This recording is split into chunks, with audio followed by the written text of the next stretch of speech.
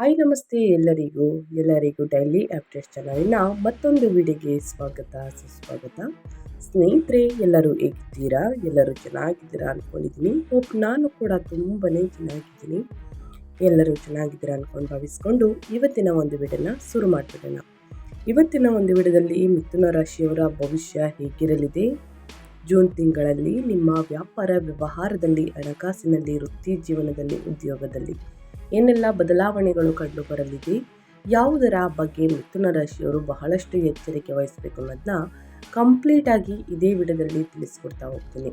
ಇದನ್ನೆಲ್ಲ ತಿಳ್ಕೋಬೇಕು, ಸಣ್ಣ ಪುಟ್ಟ ಪರಿಹಾರಗಳನ್ನೆಲ್ಲ ಫಾಲೋಅಪ್ ಮಾಡಬೇಕು ಅಂದರೆ ಎಲ್ಲೂ ಕೂಡ ವಿಡಿಯೋನ ಸ್ಕಿಪ್ ಮಾಡಬಾರ್ದು. ಅಂದರೆ ವಿಡಿಯೋನ ಕಟ್ ಮಾಡಿ ಓಡಿಸ್ಕೊಂಡು ಹೋಗಿ ನೋಡ್ತೀನಿ ಅಂದರೆ ಫುಲ್ ಇನ್ಫಾರ್ಮೇಷನ್ ಅರ್ಥ ಆಗಲ್ಲ ಸ್ನೇಹಿತರೆ. ಸೊ ಹಾಗಾಗಿ ಎಲ್ಲ ವಿಡಿಯೋದಲ್ಲೂ ತಿಳಿಸ್ತಾ ಇರ್ತೀನಿ. ಮೊದಲಿಂದ ಕೊನೆ ತನಕ ವಿಡಿಯೋನ ವಾಚ್ ಮಾಡಿ. ವಿಡಿಯೋದಲ್ಲಿ ಒಳ್ಳೆ ಮಾಹಿತಿ ಸಿಕ್ಕಿದ್ದಲ್ಲಿ ತಪ್ಪದೆ ವಿಡಿಯೋಗೊಂದು ಲೈಕ್ ಕೊಟ್ಟು, ಇನ್ನೂ ನನ್ನ ಚಾನಲ್ನ ಸಬ್ಸ್ಕ್ರೈಬ್ ಆಗಿಲ್ಲ ಅಂದರೆ ಡೈಲಿ ಅಪ್ಡೇಟ್ಸ್ಗೆ ಸಬ್ಸ್ಕ್ರೈಬ್ ಆಗಿ ನಿಮ್ಮ ಅಭಿಪ್ರಾಯವನ್ನು ಕಮೆಂಟ್ ಬಾಕ್ಸಲ್ಲಿ ತಿಳಿಸ್ಬೋದು. ಯಾರೆಲ್ಲ ಸಬ್ಸ್ಕ್ರೈಬ್ ಮಾಡ್ಕೊಂಡಿದ್ದೀರಾ ಅವರಿಗೆ ಥ್ಯಾಂಕ್ ಯು ಸೋ ಮಚ್ ಅಂತ ಹೇಳ್ತಾ ವಿಡಿಯೋದ ಕಡೆ ಗಮನ ಕೊಟ್ಬಿಡೋಣ. ಮಿಥುನ ರಾಶಿಯವರಿಗೆ ಪರಾಭವ ನಾಮ ಸಂವತ್ಸರದ ಜೂನ್ 2026 ಅನೇಕ ಶುಭ ಬೆಳವಣಿಗೆಗಳನ್ನು ಹೊತ್ತು ತರುವಂತಹ ತಿಂಗಳಾಗಿದೆ. ಕಳೆದ ಒಂದು ವರ್ಷದಿಂದ ನಿಮ್ಮ ಜನ್ಮ ರಾಶಿಯಲ್ಲಿ ನೆಲೆಸಿದ್ದಂತಹ ಗುರು ಭಗವಾನ್ ನಿಮ್ಮ ಆಲೋಚನಾ ವಿಧಾನದ ಮೇಲೆ ಆಳವಾದಂತಹ ಪ್ರಭಾವ ಬೀರಿದ್ದಾರೆ. ಜೂನ್ 2ರಿಂದ ಗುರುವು ತನ್ನ ಉಚ್ಚ ರಾಶಿಯಾದ ಕರ್ಕಟಕ್ಕೆ ಅಂದರೆ 2ನೇ ಮನೆಗೆ ಧನಸ್ಥಾನಕ್ಕೆ ಪ್ರವೇಶಿಸುವುದರಿಂದ ನಿಮ್ಮ ಜೀವನದಲ್ಲಿ ಪ್ರಮುಖ ಮೈಲುಗಲ್ಲಾಗಿದೆ. ಈ ಸಂಚಾರವು ನಿಮಗೆ ಅಸಾಧಾರಣ ಆರ್ಥಿಕ ಸ್ಥಿರತೆ ಮತ್ತು ಕೌಟುಂಬಿಕ ಆನಂದವನ್ನು ನೀಡುತ್ತದೆ. ಅದೇ ಸಮಯದಲ್ಲಿ ಜೂನ್ 15ರಿಂದ ನಿಮ್ಮ ಜನ್ಮ ರಾಶಿಯಲ್ಲಿ ಸೂರ್ಯನ ಸಂಚಾರವು ನಿಮ್ಮ ಗೌರವ ಮತ್ತು ಪ್ರತಿಷ್ಠೆಯನ್ನು ಹೆಚ್ಚಿಸುತ್ತದೆ. ತಿಂಗಳ ಕೊನೆಯಲ್ಲಿ ಮಂಗಳನು ನಿಮ್ಮ 12ನೇ ಮನೆಗೆ ಪ್ರವೇಶಿಸುವುದರಿಂದ ಸಣ್ಣ ಪುಟ್ಟ ಸವಾಲುಗಳು ಎದುರಾಗಬಹುದಾದರೂ ಅಗಾಧವಾದಂತಹ ಗ್ರಹಬಲವು ನಿಮ್ಮ ಪರವಾಗಿದ್ದು ನೀವು ಮುಟ್ಟಿದ್ದೆಲ್ಲ ಚಿನ್ನವಾಗುವಂತೆ ಮಾಡುತ್ತದೆ. ಇದು ಒಟ್ಟಾರೆಯಾಗಿ ಮಿಥುನ ರಾಶಿಯವರ ಭವಿಷ್ಯ ಸ್ನೇಹಿತರೆ. ಇನ್ನು ನಿಮ್ಮ ವ್ಯಾಪಾರ ವ್ಯವಹಾರ, ಹಣಕಾಸಿನ ಬಗ್ಗೆ, ವೃತ್ತಿ ಜೀವನದ ಬಗ್ಗೆ ಹೇಳೋದಾದರೆ ಏನೆಲ್ಲ ಬದಲಾವಣೆಯನ್ನು ನೋಡಲಿದ್ದೀರಿ ಅಂತ ನೋಡ್ತಾ ಹೋಗೋಣ. ಹಣಕಾಸಿನ ಬಗ್ಗೆ ಹೇಳೋದಾದರೆ ಮಿಥುನ ರಾಶಿಯವರಿಗೆ ಆರ್ಥಿಕವಾಗಿ ತಿಂಗಳು ನಿಮ್ಮ ದೇಸಿಯೇ ಬದಲಾಗುತ್ತದೆ ಅಂತಲೇ ಹೇಳಬಹುದು. ಜೂನ್ 2ರಂದು ನಿಮ್ಮ ಸಂಪತ್ತಿನ ಮನೆಯಲ್ಲಿ ಗುರುವು ಉಚ್ಚ ಸ್ಥಿತಿಯನ್ನು ತಲುಪುವುದು ಅಸಾಧಾರಣ ಆರ್ಥಿಕ ಯೋಗವನ್ನು ಸೃಷ್ಟಿಸುತ್ತದೆ. ನೀವು ಹಿಂದೆ ಎದುರಿಸಿದಂತಹ ಆರ್ಥಿಕ ಏರಿಳಿತಗಳು ಸಂಪೂರ್ಣವಾಗಿ ಮಾಯವಾಗುತ್ತವೆ ಮತ್ತು ನಿಮ್ಮ ಬ್ಯಾಂಕ್ ಬ್ಯಾಲೆನ್ಸ್ ಗಮನಾರ್ಹವಾಗಿ ಬೆಳೆಯುತ್ತದೆ.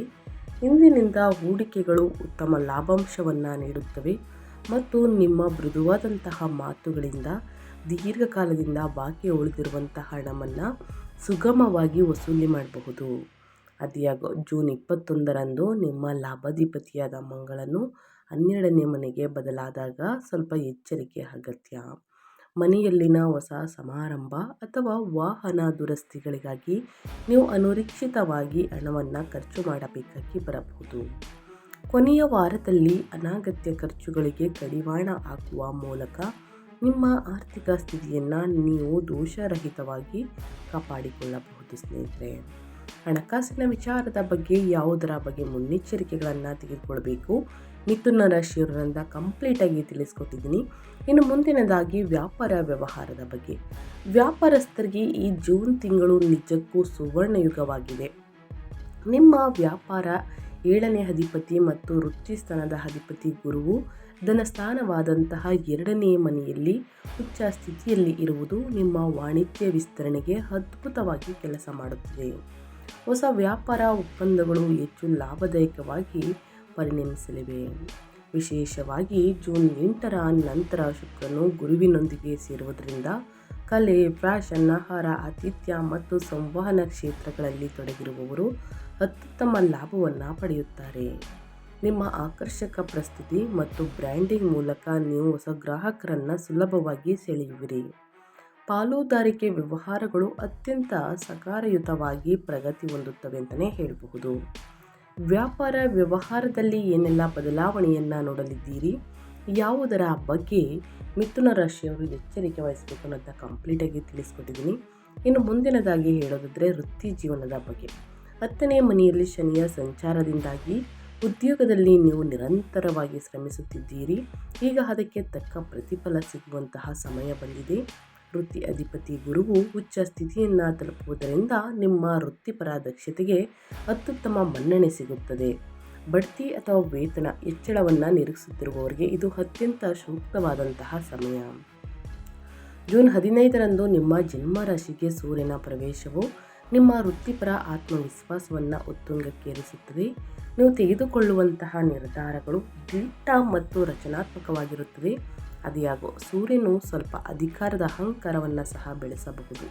ಆದ್ದರಿಂದ ಸಹೋದ್ಯೋಗಿಗಳೊಂದಿಗೆ ವಿನಯದಿಂದ ವರ್ತಿಸುವ ಅಭ್ಯಾಸವನ್ನು ಮಾಡಿಕೊಳ್ಳಿ.